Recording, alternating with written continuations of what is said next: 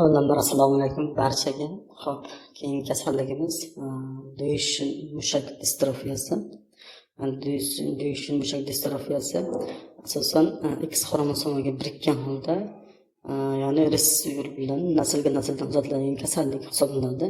Kasallik rivojlanishi distrofiya gen mutatsiyasi bilan bog'liq bo'ladi. Faqat o'g'il bolalar kasallanishadi. Kasallik asosan 100 ming yangi tug'ilgan chaqaloqlarga kiradish 30 nafarda kuzatiladi. Duchenne mushak distrofiyasida boshlanish yoshi 3-10 yosh oralig'ida boshlanadi. Ba'zi holatlarda 18 oylikgacha yurish kechikadi. Oilaviy anamnezda ijobiy bo'lsa, klinik belgilar erta gumon qilinadi. O'lim odatda 18 yoshgacha kuzatiladi. Asosan erkaklar uchraydi. Ayollar simptomatik holatlarda quyidagicha tushuntiriladi. Turner sindromi bo'lgan qizlarda Duchenne mushak distrofiyasi bo'lishi mumkin. Autosomal resessiv bilan bog'liq holatlarda Lion gipotezasida normal X xromosomi inaktivlanib, nuqsonli X faol bo'lib qoladi. Ikkala ota-onada ham nuqsonli gen mavjudligida gomozigot holatlarda. Tasvirlangan qizlarda odatda yengil mushak zaifligi kuzatiladi. Tashuvchanlik asosan 80% tashuvchilarda, ya'ni keratin kinaza, ya'ni serum keratin kinaza yuqori bo'ladi. 20% hollarda esa keratin kinaza normal bo'lishi mumkin. Tashuvchilar klinik jihatdan odatda simptom bermaydi. X xromosomiga bog'liq holda nasldan uzatiladi. Ya'ni 21-xromosom lokusida joylashgan bo'ladi. Xo'p, molekulyar genetikada esa Duchenne mushak distrofiyasida gen nachatib olish va klonlash, distrofin oqsilini aniqlash kasallikni tasdiqlaydi. Tashuvchini aniqlash prenatal diagnostika va gen terapiyasi imkonini yaratadi. Patologiyasida Duchenne mushak distrofiyasida mushak tolalarining degeneratsiyasi va fibrozi, tolalar diametrining notekisligi, degeneratsiya va regeneratsiya qilayotgan miofibrillar, yalang'och hujayralar infiltratsiyasi, funksional tolalar yengil struktura o'zgarishlari, birinchi tip mushak tolalar ustun bo'ladi. Xo'p, klinik belgilarga keladigan bo'lsak, klinik belgilari, asosiy klinik belgilari boldir mushaklarning soxta gipertrofiyasi, son mushaklarning atrofiyasi, aqliy rivojlanish buzilishi, chuqur pay reflekslarining erta yo'qolishi, o'rdaksimon yurish, Gauer belgisi ijobiy bo'ladi. Mushaklar zararlanishida asosan proksimal mushaklar zararlanadi. Distal mushaklar nisbatan saqlanadi. Bola yozish, buyum ushlash mumkin. Nafas va faringeal mushaklar zaifligi infeksiya va ovoz o'zgarishiga olib keladi. Boldir soxta gipertrofiyasi va keyinchalik til va bilak mushaklar ham o'tadi. Xo'p, progressiv zaiflik va motor rivojlanish kechikishi. Mushak og'rig'i, spazmlar odatda yo'q bo'ladi. Kardiomiopatiya doimiy bo'lib, yurak yetishmovchiligiga olib keladi. Kech bosqichlarda kontratolar skolioz, bel lordosidan kuchayishi, sfinkter buzilishi yuzaga keladi. Kasallik asosan aytib o'tgandek 3-5 yoshda boshlanadi. Uning dastlabki belgisi jismoniy harakatlarning sustligi. Bola yurganda va chopganda yiqilib tushadigan va o'rnidan qiynalib turadigan bo'lib qoladi. O'z tengdoshlari bilan o'ynaganda harakatlar sustligi sezilib turadi va jismonan tez charchab qoladi. Avvaliga bolaning ota-onasi bu o'zgarishlarga e'tibor qilmaydi va bolam yalqov bo'lib qoldi yoki o'ta aqlsiz deb baholaydi.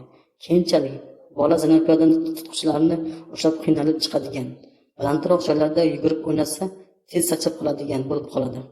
Odatda bu belgilar yoqqul ko'rsatishni boshlagandan so'ng bolaning ota-onasi xavotirga tushib doktorga murojaat qilishadi. Bu bolalar bu holatlarda asosan oyoqlarning proksimal mushaklar atrofiyasi boshlangandan dalolat beradi. Dastlab atrofiyalar ko'zga tashlanmaydi, ayniqsa semiz bolalarda. Ko'p o'tmay bola qadam tashlaganda oyoq panjalarini ko'tarib tashlash, gavdasini yon tomonga ag'darib yuradigan bo'lib qoladi. Bunday yurish o'rdak yurish deb ataladi. Bora-bora bu belgi kuchayib boradi. Duchenne miopatiyasi uchun boldir muskullar gipertrofiyasi juda xos. Bu belgi shu qadar yaqqol ko'zga tashlanadiki, uning mavjudligi Duchenne miopatiyasini boshqa miopatiyalardan ajratib turadi. Chunki boshqa hech qaysi proksimal miopatiyalarda boldir muskullar psevdogipertrofiyasi va bu qadar kuchli bo'lmaydi. Psevdogipertrofiya muskullarning kattalashishi hisobiga emas, balki boldir mushaklar orasidagi biriktirish to'qima o'sishi va kattalashuv hisobiga paydo bo'ladi. Shuning uchun ham bu belgi psevdogipertrofiya nomini olgan. Shu sababli oyoq panjasini bukib ochish qiyin bo'ladi. Bemor oyoqlarini ko'tarib tashlab beradi. Psevdogipertrofiya 2-3 yil ichida shakllanadi va bu jarayon kasallikning so'nggi bosqichlariga kelib sutlashadi. Atrofiya dastlab tos va oyoqlarning proksimal muskullarida simmetik tarzda boshlanadi. Keyinchalik spinal muskullar, yelka va qo'llarning proksimal muskullariga atrofiga uchraydi. Parallel tarzda muskullar kuchi va tonusi ham pasayadi. Gavdaning asosiy tayanch muskullari atrofiga uchraganligi uchun suyak bo'g'im kontrakturasi rivojlanadi. Spinal muskullar atrofiyasi sababli umurtqa poni qiyshaya boshlaydi. Skolioz va bel lordozlari rivojlanadi. Yelka kuragi qushlarning qanotiga o'xshab chiqib qoladi. Tos suyaklarni ham o'rtib turadi. Bolaning polga cho'kka tushib o'tirgan joydan turib olish juda qiyin kechadi. Buning uchun u atrofdagi stol yoki kursining oyog'ini ushlab, qaddini zo'rg'a ko'taradi. Pay reflekslari erta so'nadi. Dastlab aql, keyinroq esa tizza reflekslari so'nadi. Keyinchalik, ya'ni atrofiya qo'l muskullariga o'tgach, biceps va triceps reflekslari so'na boshlaydi. Bolaning tafakkuri o'zgarmaydi. Deyush miyopatiyasida bu aytganimdek juda xos bo'lgan kardiomiyodistrofiya shakllanadi. Kardiomiyodistrofiya bilan bir qatorda taxikardiya, aritmiya va yurak yetishmovchiligining ham rivojlanadi. Bola 10-11 yoshga yetmasdan gavdaning barcha muskullari ozib ketadi va to'shakka mixlanib qoladi. Oyoq qo'llar va bu yoqqa zo'rg'a qimirlaydi. Xolos. Ularning aksariyati 20 yoshga yetmasdan interkurrent infeksiyalar va yurak yetishmovchiligidan vafot etishadi. Yoshga qarab klinikasida esa go'daklik davrida tug'ilganda odatda normal bo'ladi. Boshni ushlash zaifligi erta belgi bo'lishi mumkin. Yurish 18 oylikgacha kechigadi. Bolalik davrida lordok holat. 3 yoshda Gauer belgisi paydo bo'ladi. 5-6 yoshda to'liq ifodalanadi. Tredinburg yurish keyinroq rivojlanadi. 12 yoshgacha yurish mumkin. Yondosh holatlarda esa makroglossiya, skelet deformatsiyalari, yurak anomaliyalari, tishlar anomaliyasi, aqliy zaiflik, tutqanoq bo'lishi mumkin. Kasallik kechish asosan yurish bosqichi, nogironlar va arachasiga bog'liq bosqichi, yotib qolish bosqichi. 13 yoshgacha ko'pchilik bemorlar yura olmay qoladi. 16 yoshgacha yura olsa, deyush mushak distrofiyasi ehtimoli past, Becker distrofiya ehtimoli yuqori bo'ladi. O'lim odatda 20 yoshgacha yurak yoki nafas yetishmovchiligi sababli. Tungi gipoventilatsiya erta belgi hisoblanadi. Asoratlari: me'da o'tkir kengayishi, xulq-atvor buzilishi, skolioz, mushak kontrakturalari, kardiomiyopatiya, vital sig'im kamayishi, aqliy zaiflik, aspiratsion infeksiyalar, nafas yetishmovchiligi, narkoz paytida rabdomiyoloz. Tekshiruvda asosan serum kreatin kinazaning yuqori bo'ladi. Hatto simptomlar paydo bo'lishidan oldin ham oshgan bo'lishi mumkin. Tashxis qo'yishda asosan serum kreatin kinaza darajasining keskin oshishi bilan hisoblanadi. Normal qiymatlarda esa 160 dan past hisoblanadi. Lekin deyush mushak distrofiyasida esa bir necha barobar yuqori bo'ladi bu. Kreatin kinaza normal bo'lsa, deyush mushak distrofiyasi tashxisi deyarli inkor etiladi. Kasallikning terminal bosqichida kreatin kinaza kamayishi mumkin. Yangi tug'ilgan chaqaloqlarda kreatin kinaza fiziologik ravishda 3-4 kun davomida yuqori bo'lishi ham mumkin. Mushak biopsiyasida esa deyush biopsiya uchun maxsus nazasimon ignani ishlab chiqqan bo'lib, bu og'riq va qon ketishini kamaytiradi.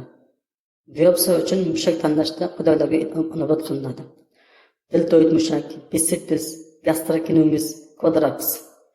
Biopsiya natijalari esa mushak tolalarining degeneratsiyasi va nekrozi, tolallarning bo'linishi va kichrayishi, yumaloqlashgan va giperkontrakt bolalar, miopatik guruhlanish, regeneratsiya va degeneratsiya jarayonlari, sarkolema yadrolarining ko'payishi, endomifizal fibroz, yog' biriktirish to'qima infiltratsiyasi, distrofin tekshiruvi.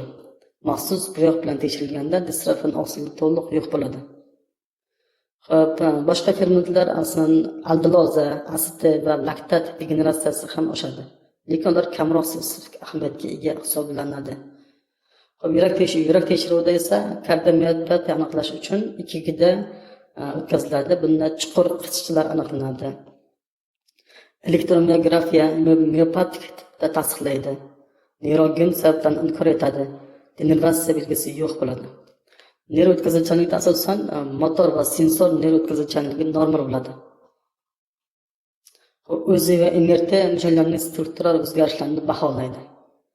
Molekulyar genetik tekshiruvda esa eng aniq diagnostik usul hisoblanadi. DNK yordamida amalga oshiriladi. Qon namunasi yetarli bo'ladi. X21 genida nuqson aniqlanadi. Ser testi diagnostik ahamiyatga ega bo'ladi. Gen deleksiyasi va duplikatsiyasi va sekvens tahlili aniqlanadi. Asoratlarni tekshirishda EKG va ko'krak rentgen yurak zarralanishining baholash, o'pka funksional testlari, intellekt va rivojlanish testlari olib boriladi. Tashxis qo'yishda asosan tipik klinik belgilar va ijobiy oilaviy anamnez bo'lsa, kreatin kinaza yetarli bo'lishi mumkin, biopsiya shart emas bunda. Mushak biopsiyasi diagnostik ahamiyatga ega, ko'proq vastus lateralis mushagidan olinadi. Molekulyar genetik testlar eng aniq usul hisoblanadi. Distrofin yo'qligi tasdiqlanadi. Tashuvchi va prenatal diagnostika uchun ishlatiladi. Davolash asosan hozircha to'liq davolash ishlab chiqilmagan, davolash imkonsiz. Faqat asoratlarni davolash mumkin. Bunda kasallikni sekinlashtiruvchi aniq dori mavjud emas. Asosiy maqsad harakatni saqlab qolish, kontraktorlarni oldini olish hisoblanadi. Bunda asosan davolashda qo'llab-quvvatlash davolash, ya'ni oziqlanishni qo'llab-quvvatlash, to'g'ri ovqatlanish holatini saqlash va yetarli miqdorda kalsiy qabul qilish. Vitamin qo'shimchalarini odatda talab etilmaydi. Fizioterapiya kontraktorlarni oldini olish mumkin. Ya'ni fizioterapiya mushak kontraktorasini oldini olish mumkin. Haddan tashqari jismoniy mashqlar tavsiya etilmaydi. Chunki bu mushak degeneratsiyasini tezlashtiradi. Dori vositalari yordamida davolash, steroidlar kasallik rivojlanishini vaqtincha sekinlashtiradi, taxminan 1 yilgacha. Apoptoz dasturlangan hujayra o'limi jarayonini kamaytiradi. Bundan asosan prednizolon 0.75 mg kilogramm taqsim kuniga ishlatiladi. Bundan tashqari diflozakort nisbatan kam nojo'ya ta'sirga ega dori hisoblanadi. 10 kundan ortiq steroid terapiya uzoq muddat asoratlarni kamaytiradi. Bundan tashqari dexametazon va triamcinolon kabi steroidlardan saqlanish kerak, chunki ular miopatiya chaqirishi mumkin. Asoratlarni davolashda asosan yurak yetishmovchiligi da tuz cheklangan dieta, diuretiklar, digoksin ishlatiladi. O'pka infeksiyalarida esa antibiotiklar. So'nggi davolash yondashuvlarida esa mioblast transplantatsiyasi, sog'lom mushak hujayralar distrofiya mushagiga kiritiladi. Immunosupressiv talab etiladi. Hozircha klinik samarasi to'liq isbotlanmagan bu narsani. Gen terapiyasi esa genni tuzatish yoki almashtirish. Hozir faqat tadqiqot bosqichida, ya'ni to'liq qo'llanilgan gen terapiyasi. Genetik maslahat bunda muhim ahamiyatga ega hisoblanadi. Xo'p, o'lim odatda 15-20 yoshda kuzatiladi. Asosiy sabablar uyqu vaqtida nafas yetishmovchiligi, yurak yetishmovchiligi, artmiyalar bilan, aspiratsiya pnevmoniya, nafas yo'li obstruksiyasi, me'da o'tkir kengayishi sababli yuzaga kelishi mumkin. Nafas yetishmovchiligi sabablari nafas yo'llari infeksiyalari, nafas mushaklari zaifligi, aspiratsiya, ko'krak qafasi deformatsiyasi, skolioz, vital sig'im kamayishi natijasida yuzaga kelishi mumkin. Deyishsin, mushak distrofiyasining profilaktikasida kasallik homiladorlik davrida erta aniqlanish mumkin. Iloji boricha, agar homilada nuqson aniqlansa, homiladorlikni to'xtatish ko'rib chiqiladi. Bunda maslahatlash olib boriladi. Tashuvchini aniqlash, kreatin kinaza testi. Tashuvchilarning 80% ichida kreatin kinaza yuqori, 20% esa normal holat bo'lishi mumkin. Ser testi X21 nuqson aniqlanadi. Eng erta va aniq usul hisoblanadi. Mushak biopsiyasi tashuvchini aniqlash qo'llanilishi mumkin. Prenatal diagnostikasida X21 kasalliklar yoki distrofinopatiyalar tushunchasini shakllantiriladi. Muhim holatlarda esa oldin Duchenne mushak distrofiyasi bilan farzand tug'ilgan onalar, aka-uka yoki oila a'zolarida Duchenne mushak distrofiyasi mavjudligi, ona tomonidan boshqa erkak qarindoshlarda Duchenne mushak distrofiyasining bo'lishi, Shu o'sha profilaktika olib boriladi. Hozircha tugadi. Agar homiladorlik davrida, ya'ni homiladorlik davrida 28 haftasidan keyin yoki undan oldin ham aniqlansa, bunda ota-onasi bilan, oila a'zolari bilan maslahat ishlar olib boriladi. Ya'ni abort qilingan homila. Ya'ni abort qilish ishlari olib borilishi mumkin, agar ota-onasi ruxsat bersa.